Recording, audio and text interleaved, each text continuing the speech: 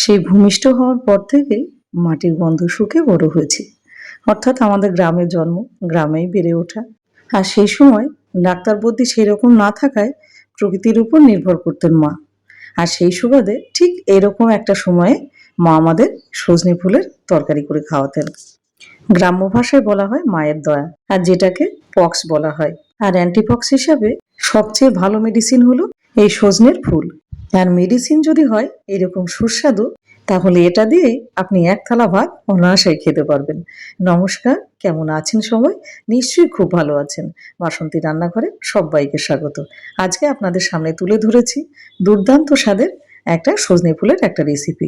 আশা করি আপনারা এরকম ভাবে কখনো খাননি কেউ, আর যদি খেয়ে থাকেন তাহলে অবশ্যই সেটা কমেন্টে জানাবেন। তাহলে চলুন শুরু করা যাক। আমাদের একটা সজনে গাছ আছে, সকালবেলায় উঠে গিয়ে কিছু সজনের ফুল এরকম টাটকা কুড়িয়ে নিয়ে আসলাম। এবার ফুলগুলোকে ভালো করে বেছে নিতে হবে, বেছে পরিষ্কার করে ধুয়ে নিতে হবে। ভালো করে বাছা হয়ে গেলে এবার অন্য একটা বাটিতে নিয়ে নিলাম খানিকটা জল। এবার 3 থেকে 4 বার পরিষ্কার করে ধুয়ে নেব, যাতে একটুও নোংরা না থাকে। আর এই কাজটা খুব ভালোভাবে করতে হবে। খাবার দাবার যেহেতু একটু যত্ন সহকারে তো বানাতেই হবে। এবার এটাকে ভালো করে ধুয়ে নেব।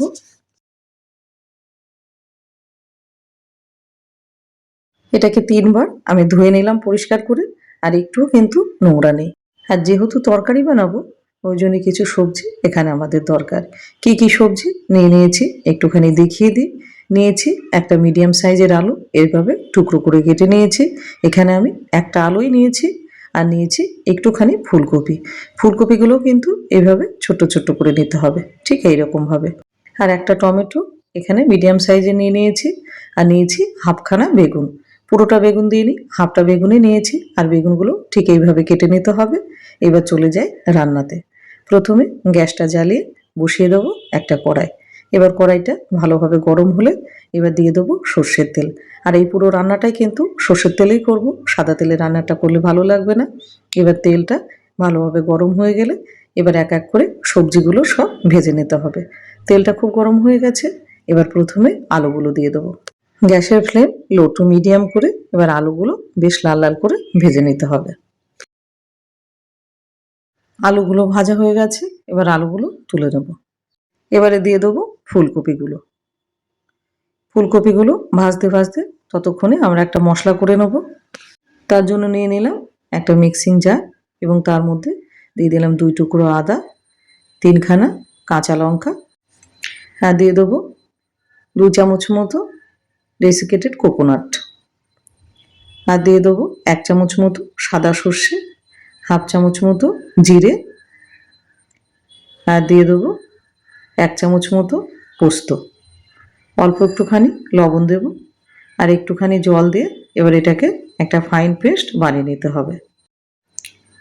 পেস্ট বানানো হয়ে গেছে। আর এদিকে ফুলকপিটাও কিন্তু ভাজা হয়ে গেছে। এবার এটাকে তুলে নিতে হবে। এবার ফুলকপিটা তুলে নিই। এবার বেগুনটাও বেশ লাল লাল করে ভেজে নেব। এর আগের ভিডিওতে যারা যারা কমেন্ট করেছেন তাদেরকে জানাই অসংখ্য ধন্যবাদ এবং আমার আন্তরিক ভালোবাসা, এত ভালো ভালো কমেন্ট করার জন্য। আর এইভাবেই আমার পাশে থাকবেন। বেগুনটা ভাজা হয়ে গেছে, এবার বেগুনটাও তুলে নেব। ভাজাভাজির পর্ব শেষ। এবার দিয়ে দিলাম আর খানিকটা সর্ষের তেল। এবার একটা ফোড়ন দিতে হবে। একটা শুকনো লঙ্কা, একটা তেজপাতা এবং হাফ চামচ গোটা জিরে। এবার ফোড়নটাকে দিয়ে ভালো করে ভেজে নিতে হবে। ফোড়নটা ভাজা হয়ে গেলে দিয়ে দেবো একটা বড় সাইজের একটা টমেটো, 4 ফালি করে কেটে দিয়েছি। গ্যাসের ফ্লেম লো টু মিডিয়াম রেখে এবার টমেটোটাকে ভালো করে ভেজে নিতে হবে, যাতে তাড়াতাড়ি গলে যায়। ওই জন্য একটুখানি লবণ দিয়ে দেবো। আর এখানে আমি হাফ চামচ লবণ দিলাম। এবার টমেটোটা যতক্ষণ না নরম হচ্ছে ততক্ষণ এটা ভাজতে থাকবো। টমেটোটা নরম হয়ে গেছে, গলেও গেছে। এবার এর মধ্যে দিয়ে দেবো হাফ চামচ হলুদ এবং হাফ চামচ কাশ্মীরি গুঁড়ো লঙ্কা এবং বেটে রাখা মশলাটা। এবার মশলাটাকে কিছুক্ষণ কষিয়ে নিতে হবে। আর আজকে আমার ভিডিওটা আপনি কোথায় থেকে দেখছেন সেটা অবশ্যই কমেন্ট সেকশনে জানাবেন। আর এখন যেহেতু ঋতু পরিবর্তনের সময়, ওই জন্য সবাইকে একটুখানি স্বাস্থ্যের দিকে একটু নজর রাখতে হবে। আর ফুডই যদি মেডিসিন হয় তাহলে তো কোনো কথাই নেই। এবার মশলাটা ভালোভাবে কষানো হয়ে গেছে। এবার দিয়ে দেবো ধুয়ে রাখা ফুলগুলো। ঔষধি গুণ সম্পন্ন জিনিস হলে সেরকম একটা বাড়ির বাচ্চারা খেতেই চায় না, কিন্তু খাওয়াতে তো হবে, যে করেই হোক না কেন আর যেভাবেই হোক না কেন। আর এখানে আপনারা নিশ্চয়ই খেয়াল করলেন যে আমি সজনে ফুলটা কিন্তু ভাজিনি। ভাজলে এর ঔষধি গুণাগুণগুলো নষ্ট হয়ে যাবে, ওই জন্য আমি এটা ভাজিনি। এটা কিন্তু কোনোভাবে ভাজা যাবে না, তাহলে এর গুণটা অনেকটাই কমে যাবে। এবার ফুলগুলো দিয়ে ভালো করে একটুখানি কষিয়ে নিলাম। এইবারে দিয়ে দেবো বাকি সবজিগুলো। এটা কষানো হয়ে গেছে, এবারে দিয়ে দেবো ভেজে রাখা সবজিগুলো।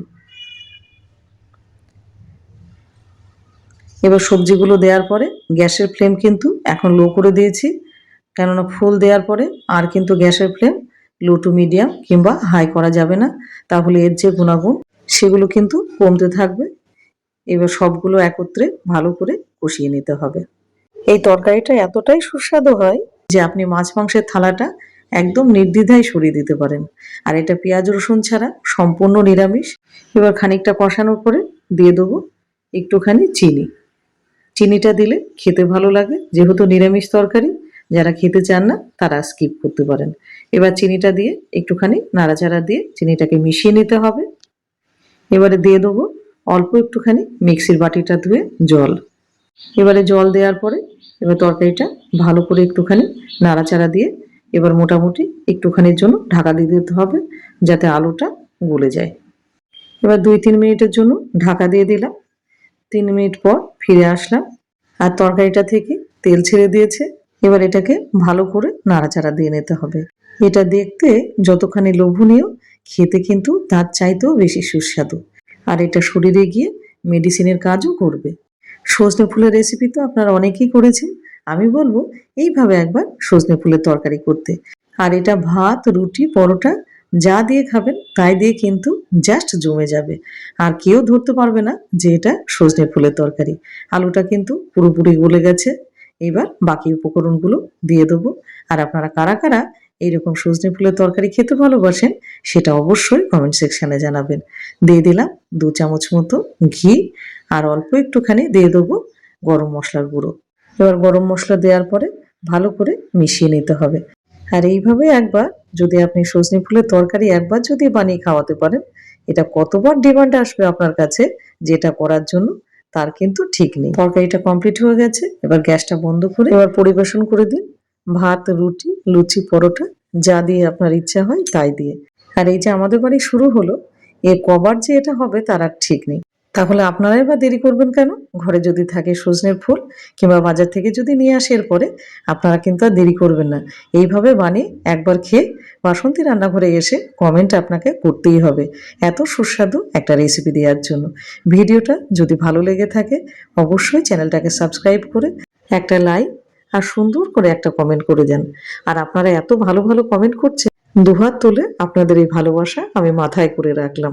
আর ভিডিওটাকে প্রচুর পরিমাণে শেয়ার করে দিন এইরকম ঔষধি গুণ সম্পূর্ণ একটা তরকারি করে দেওয়ার জন্য, যাতে আপনার মাধ্যমে কারোর অন্তত উপকার হয়।